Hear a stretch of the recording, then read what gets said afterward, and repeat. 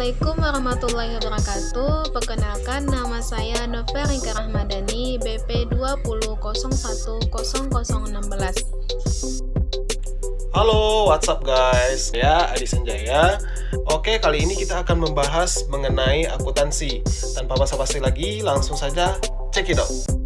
Submateri dari konsep biaya dan akuntansi biaya yaitu 1. Pengertian konsep biaya. 2. Klasifikasi biaya. Nanti materi 1 dan 2 ini akan dijelaskan oleh Maha Putri Larasati. Yang ketiga, objek biaya. Yang keempat, akuntansi biaya. Yang kelima, hubungan akuntansi biaya dengan akuntansi keuangan dan akuntansi manajemen. Yang keenam, peranan controller, akuntan biaya dan manajer keuangan atau bendahara. Yang ketujuh, akuntansi biaya tradisional. Yang kedelapan, akuntansi biaya kontemporer. Untuk materi 3, 4, 7, dan 8 akan dijelaskan oleh Noverika Rahmadani, dan untuk materi 5 dan 6 akan dijelaskan oleh Ari Sanjaya. Baiklah, di sini saya akan menjelaskan tentang pengertian konsep biaya. Konsep biaya akuntansi menyatakan bahwa semua perolehan item seperti aset atau hal-hal yang diperlukan untuk pengeluaran harus dicatat dan disimpan dalam pembukuan sebesar biaya perolehan. Konsep biaya terbagi menjadi dua. 1. Biaya cost adalah pengorbanan sumber ekonomis yang diukur dalam satuan uang yang telah terjadi atau kemungkinan akan terjadi untuk mencapai tujuan tertentu. Biaya ini belum habis masa pakainya dan digolongkan sebagai aktiva yang dimasukkan ke dalam neraca.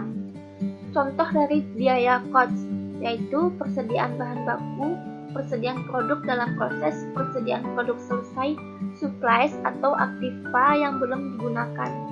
Yang kedua, beban expense adalah biaya yang telah memberikan manfaat dan sekarang telah habis.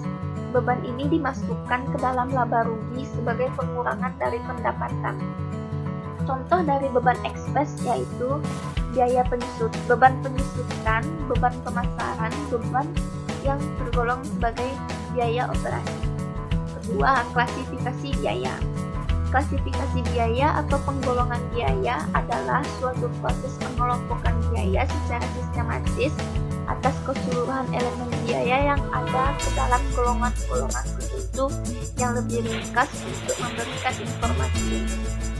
Klasifikasi biaya yang umum digunakan seperti produk, volume produksi, departemen dan pusat biaya, periode akuntansi. Klasifikasi biaya berdasarkan produk terbagi menjadi dua, biaya manufaktur dan beban komersial. Biaya manufaktur dibagi menjadi tiga, 1. Bahan baku langsung, 2. tenaga kerja langsung, 3. overhead pabrik. Dengan rumus, biaya overhead pabrik sama dengan bahan baku tidak langsung ditambah tenaga kerja tidak langsung ditambah biaya tidak langsung lainnya. Rumus biaya utama dengan rumus bahan baku langsung ditambah tenaga kerja langsung. Biaya konversi dengan rumus tenaga kerja langsung ditambah biaya overhead pabrik. Beban komersial dibagi menjadi dua, beban pemasaran dan beban administratif. Klasifikasi biaya berdasarkan volume produksi terbagi menjadi dua, yaitu biaya tetap dan biaya variabel. Biaya tetap adalah biaya yang jumlah totalnya tetap, tidak dipengaruhi oleh volume kegiatan sampai dengan batas tertentu, tetapi biaya tetap per unit berbanding terbalik dengan volume kegiatan. Biaya variabel adalah biaya yang jumlah totalnya mengikuti volume kegiatan atau bervariasi secara proporsional tetapi jumlah per unitnya tetap. Klasifikasi biaya berdasarkan Departemen Pusat Biaya terbagi menjadi dua, 1. biaya langsung, 2. biaya tidak langsung. Biaya langsung adalah biaya yang dapat ditelusuri langsung atau diidentifikasi sesuai suatu objek biaya tertentu karena hanya dikeluarkan untuk manfaat objek biaya itu sendiri. Dan contohnya gaji karyawan bagian kantor, toko, biaya listrik pabrik, biaya perlengkapan toko, dan lain-lain. Biaya tidak langsung adalah biaya yang dikeluarkan untuk lebih dari satu objek biaya dan tidak dapat ditelusuri langsung ke objek biaya tertentu. Contohnya, biaya sewa gedung yang digunakan oleh beberapa departemen, biaya iklan untuk berbagai macam atau jenis produk, dan lain-lain. Klasifikasi biaya berdasarkan periode akuntansi terbagi menjadi dua. Satu, pengeluaran modal dan pengeluaran pendapatan. Klasifikasi biaya berdasarkan pengambilan keputusan. 1. Biaya relevan adalah biaya yang terjadi di masa yang akan datang dan berbeda di antara berbagai alternatif keputusan. 2. Biaya tak relevan adalah biaya yang tak memenuhi salah satu atau kedua-duanya dari kriteria biaya relevan. Baiklah, saya akan menjelaskan objek biaya. Objek biaya dalam berbisnis adalah istilah keuangan yang biasanya digunakan dalam akuntansi biaya. Contohnya, produk yang telah diproduksi oleh perusahaan merupakan objek biaya untuk bahan langsung, juga tenaga kerja langsung, serta overhead manufaktur. Objek biaya atau cost object atau tujuan biaya atau cost objektif adalah sebagai suatu item atau aktivitas yang biasanya diakumulasi dan diukur. Berikut ini adalah aktivitas atau item-item yang dapat menjadi objek biaya. Yang pertama, produk dan proses. Yang kedua, batch dari unit-unit sejenis dan departemen. Yang ketiga, pesanan pelanggan divisi. Yang keempat, kontrak dan proyek. Yang kelima, lini produk dan tujuan strategis. 3 jenis objek biaya dan cara kerjanya. Yang pertama, jenis objek biaya output. Jenis objek biaya output ini adalah jenis objek biaya dalam sebuah bisnis yang bisa dibilang paling umum sekali. Jenis objek biaya output ini merupakan produk dan layanan yang diberikan oleh perusahaan atau bisnis kita. Menetapkan biaya tentu saja akan memungkinkan analisis profitabilitas dan penetapan harga dapat dilakukan dengan baik. Yang kedua, jenis objek biaya operasional. Jenis objek biaya operasional ini adalah jenis objek biaya yang bisa berupa area ataupun fungsi yang dapat di dalam perusahaan atau bisnis. Contohnya saja seperti departemen, jalur produksi, operasi perkakas maupun prosesnya. Yang ketiga, jenis objek biaya hubungan bisnis ini adalah objek biaya yang sifatnya eksternal bagi perusahaan. Contohnya, termasuk ataupun pelanggan yang bertujuan untuk dapat menentukan biaya yang ada kaitannya dengan entitas itu sendiri. Variasi lainnya pada objek biaya hubungan bisnis ini diantaranya biaya perpanjang izin dan lisensi. Akuntansi biaya.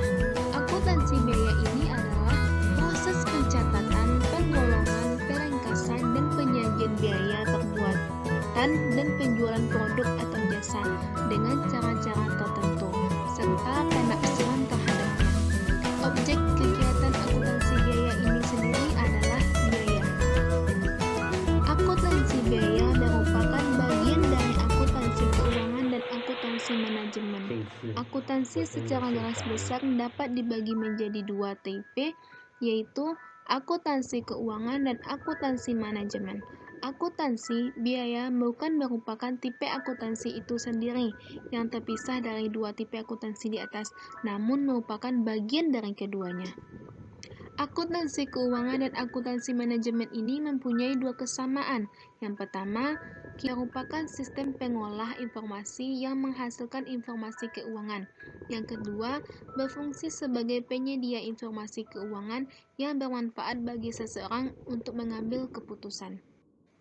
Akuntansi biaya tradisional. Akuntansi biaya tradisional ini diterapkan dalam teknologi yang stabil dan produksi massal dengan produk yang standar atau homogen. Karena perusahaan menghasilkan produk yang standar atau homogen, perhitungan harga pokoknya pun relatif mudah. Akuntansi biaya tradisional ini diterapkan di lingkungan operasional yang banyak menggunakan tenaga kerja atau padat karya atau labor intensif. Akuntansi biaya tradisional hanya membebankan biaya produksi produk, sedangkan biaya lain yang berkaitan dengan produk seperti beban penelitian dan pengembangan, beban pemasaran, beban distribusi, dan bebanan layanan pelanggan tidak dibebankan kepada harga pokok produk. Sedangkan harga jual produk dihitung dengan rumus sebagai berikut. Harga jual sama dengan biaya produksi ditambah laba yang diharapkan. Akuntansi biaya kontemporer. Yang pertama, komponen biaya produksi. Biaya produksi berubah dari 3 komponen menjadi 2 komponen, yaitu biaya bahan baku langsung dan biaya konversi. Biaya bahan baku langsung dan biaya konversi yang merupakan gabungan antara biaya overhead pabrik dan biaya tenaga kerja langsung. Biaya konversi adalah biaya yang terjadi untuk mengubah bahan baku menjadi barang jadi. Yang kedua yaitu perhitungan harga pokok produk berbasis aktivitas atau Activity Based Costing (ABC). Perubahan mendasar dalam akuntansi biaya kontemporer adalah fokusnya pada aktivitas atau proses, bukan pada fungsi produksi atau unit dalam organisasi. Yang ketiga, perhitungan harga pokok Kaizen atau Kaizen Costing. Konsep dasar Kaizen Costing ini adalah pada pengurangan biaya secara berkelanjutan. Kaizen Costing menetapkan target pengurangan biaya yang harus dicapai, bukan target biaya yang harus dicapai sebagaimana dalam akuntansi biaya tradisional. Yang keempat, perhitungan harga pokok daur hidup produk atau Life Cycle Costing. Perhitungan harga pokok daur hidup produk diterapkan terhadap produk yang memiliki umur pendek. Perhitungan harga pokok ini juga dikenal dengan istilah perhitungan harga pokok produksi produk tersebut lahir sampai mati atau Gotli to grave costing or worm to corn costing. 5. Perhitungan harga pokok target costing. Target costing umumnya diterapkan pada tahap penggabungan produk. Produk yang diluncurkan dapat langsung bersifat kompetitif. Harga pokok target ditentukan dengan rumus berikut. Harga pokok target sama dengan harga jual target dikurang laba target. 6. Black Box Costing. Black Box Costing diterapkan di perusahaan yang telah mengaplikasikan konsep just in time atau JIT untuk persediaannya. Nah guys, pada slide kali ini kita akan membahas tentang hubungan akuntansi biaya dengan akuntansi keuangan dan akuntansi manajemen. Di mana kita bisa lihat dari gambar ini bahwasanya antara akuntansi biaya dengan akuntansi keuangan dan akuntansi manajemen itu saling terkait satu sama lain. Nah, mengapa? Mari kita simak penjelasan berikut ini. Baiklah, dari sudut utama kita akan meninjau dari sisi proses ya, di mana sisi proses yang akan tinjau terlebih dahulu dari akuntansi keuangan. Proses akuntansi keuangan bertujuan untuk menyediakan laporan keuangan, di mana laporan ini nantinya akan diinformasikan kepada pihak-pihak eksternal perusahaan atau pihak manajemen ya, di mana nantinya pihak eksternal tersebut akan meninjau kembali analisis laporan dari keuangan tersebut. Seperti yang kita ketahui bahwa unsur dari laporan keuangan itu sendiri adalah berupa neraca dan laporan laba rugi. Dalam perusahaan yang kegiatan pokoknya berhubungan dengan barang dagang atau produk yang dihasilkan, penentuan nilai persediaan mempunyai pengaruh yang amat besar terhadap posisi keuangan dalam neraca maupun terhadap hasil usaha yang akan disajikan dalam laporan laba rugi tersebut ya. Nah, berikutnya kita akan meninjau dari sisi akuntansi biaya. kita semua tahu bahwa salah satu tujuan akuntansi biaya adalah menyediakan informasi harga pokok produk. Nah, tentunya ini sangat berkaitan sekali dengan penyusunan laporan keuangan ya tentunya. Nah, sebelum laporan keuangan ini terbentuk ya dari sebuah proses, maka ada perlunya laporan biaya produksi, di mana laporan biaya produksi ini berasal dari transaksi-transaksi biaya yang dikeluarkan dari produksi tersebut. Nah, dengan kata lain ya, singkatnya bahwa akuntansi biaya menghasilkan data mengenai harga pokok persediaan, di mana akuntansi menggunakan data tersebut sebagai bahan penyusunan laporan keuangan. Nah, apa nih hubungan mereka berdua ini dengan akuntansi manajemen? Nah, tentunya ini sangat berkaitan sekali ya, di mana setelah proses dari akuntansi keuangan dan akuntansi biaya tersebut menjadikan sebuah laporan, sebelum laporan ya maksudnya ya, maka dia akan membentuk informasi keuangan yang nantinya akuntansi manajemen ini akan bertujuan mengambil keputusan yang tepat dalam akuntansi informasi keuangan tersebut. Ya, di sini teman-teman bisa lihat ya, bahwasanya dengan demikian dalam hubungannya dengan kepentingan manajemen, akuntansi biaya yang merupakan bagian dari akuntansi manajemen, dengan kata lain, akuntansi biaya menyediakan data yang terperinci dan mendetail ya. Sementara akuntansi manajemen itu mengolah kembali dan menganalisa data tersebut sebelum diinformasikan kepada pihak-pihak tertentu, baik itu pihak internal perusahaan maupun pihak eksternal, di mana sehingga menjadi lebih berguna dan efektif bagi manajemen dalam menetapkan perencanaan dan pengambilan keputusan. Oke ya, setelah itu nanti antara akuntansi keuangan dan akuntansi biaya itu menghasilkan laporan keuangan dan laporan informasi. Nah, laporan keuangan ini sebelum dia menjadi laporan keuangan yang handal dan bisa dikomunikasikan kepada pihak eksternal, maka dia perlu adanya auditing ya, dan adanya teori yang betul-betul handal atau mendasar ya, sehingga bisa dijadikan laporan keuangan yang betul-betul dipercaya. Oke, next. Oke guys, pada slide kali ini kita akan membahas tentang peranan controller, akuntan biaya, dan manajer keuangan atau bendahara. Kali ini kita akan membahas tentang manajer keuangan terlebih dahulu. Nah, sebelum kita mengetahui peranan dari manajer keuangan ini, kita harus tahu terlebih dahulu siapa sih manajer keuangan ini. Nah, manajer keuangan adalah manajemen tingkat eksekutif, di mana manajemen ini bertanggung jawab segala hal yang berhubungan dengan proses jantung perusahaan. Nah, apa saja yang meliputi jantung perusahaan? Itu ada pemasaran, keuangan, produksi, maupun personalia. Nah, karena si manajer keuangan ini, karena dia bergerak di bidang keuangan, otomatis dia bertanggung jawab tentang segala hal yang di bidang proses keuangan. Oke, next.